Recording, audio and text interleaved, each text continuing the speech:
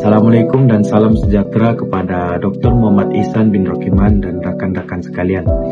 Kami dari mahasiswa Universiti Pendidikan Sultan Idris akan membentangkan kajian lapangan bagi kursus KPS 3023 Sosiologi Pendidikan. Kajian kami bertajuk Bahasa sebagai Penanda Identiti Sosial. Kajian terhadap persepsi guru tentang penggunaan bahasa ibunda pelajar dalam interaksi bilik darjah.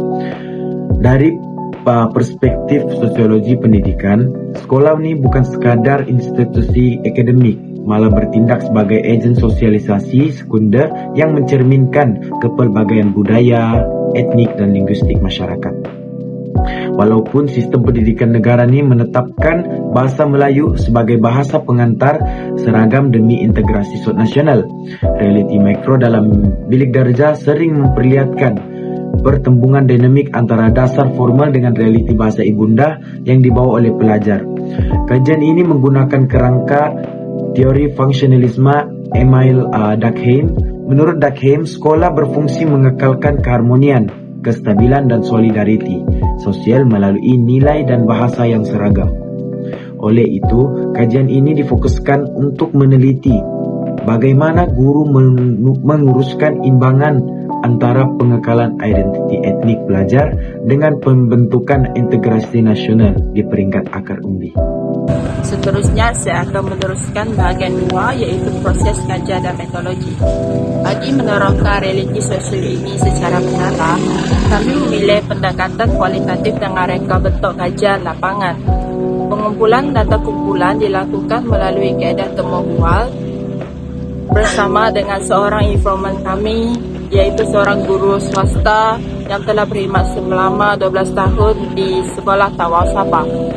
Bagi menjaga kerahasiaan identiti peserta dan institusi mengikut etika penyelidikan, perincian latar belakang sekolah dan guru telah dianonimkan. Bilik darjah yang dikaji mempunyai keunikan sosial yang sangat tinggi, terdiri daripada 25 orang murid dengan latar belakang subbudaya linguistik yang sangat berbagai, merangkumi komuniti Bajau, Suluk, Bugis, Timur, serta murid berketurunan Indonesia. Disebabkan faktor jarak geografi yang jauh antara pengkaji dan informan, proses temu bual telah dijalankan sepenuhnya secara dalam talian menerusi aplikasi Google Meet. Sesi tersebut direkam dan ditranskripkan teksnya demi keabsahan analisis kandungan. Dari perspektif sosiologi pula, kami berhadapan dengan cabaran metodologi, yaitu keterbatasan interaksi fizikal untuk memahami bahasa ibunda dengan membina bahasa ibunda informal secara langsung. Namun, cabaran digital ini diatasi dengan membina hubungan interpersonal yang fleksibel, mengemukakan soalan susulan secara spontan, dan mematuhi etika akademik yang ketat. Informan memberikan persetujuan sukarela dan memastikan data seperti isu kewarganegaraan dan potensi konflik etik pelajar dikawal sepenuhnya untuk tujuan ini saja. Seterusnya kita masuk ke bahagian dapatan dan analisis sosiologi. Dalam bahagian ini kita akan lihat kepada dapatan kajian utama yang dianalisis mengikut ketiga objektif yang ingin dicapai dalam kajian ini. Bagi objektif pertama yaitu dari perspektif guru, di mana guru berpendapat bahwa bahasa etnik ini sangat penting dalam pengekalan identiti ketika murid berada di rumah. Namun, lain konteksnya ketika berada di sekolah, di mana guru berpendapat bahwa penggunaan bahasa ibunda yang tidak terkawal akan menyebabkan satu jurang komunikasi, salah faham, malah berisiko mencetuskan pergaduhan antara murid berbilang etnik yang tidak memahami bahasa tersebut. Seterusnya, bagi objektif kedua yaitu kesan PDP, dan juga objektif ketiga yaitu peranan komunikasi.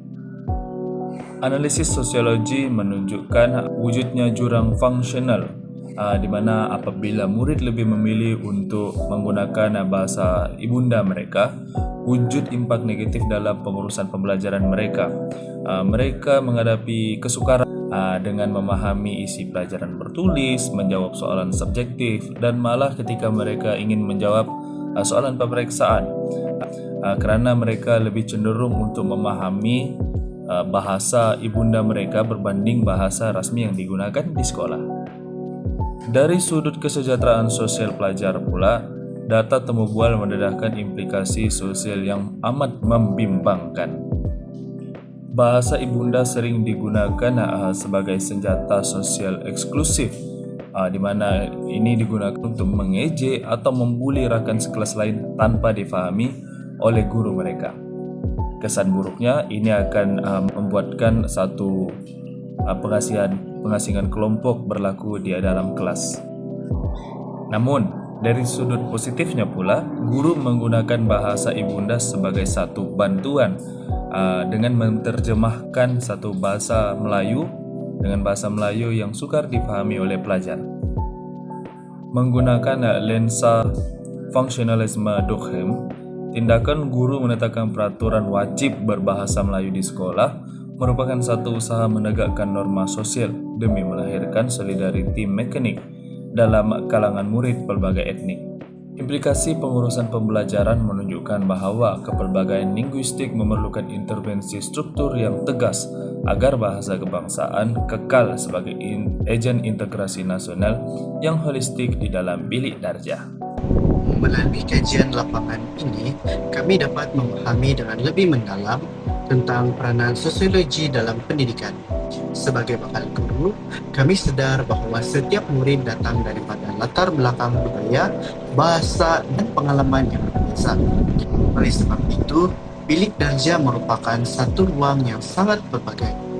Kajian ini juga membantu kami melihat bahawa bahasa bukan sekadar alat komunikasi, tetapi turut mencerminkan identiti dan latar sosial seseorang. Sebagai pendidik, kami perlu lebih peka dan menghormati perbezaan yang wujud dalam kalangan murid. Daripada pengalaman ini, kami belajar bahawa tugas guru bukan untuk mengubah identiti murid, tetapi membantu mereka berinteraksi dan belajar bersama dalam suasana yang harmoni.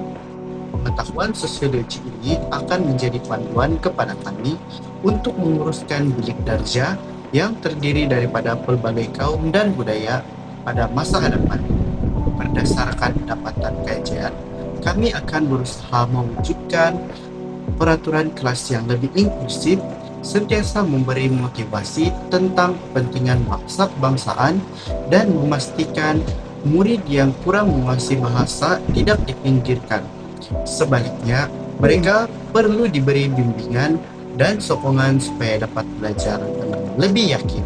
Pada kesimpulannya, kajian lapangan ini membuktikan bahawa bahasa ibunda memainkan peranan yang sangat kuat untuk mengekalkan identiti kaum masing-masing.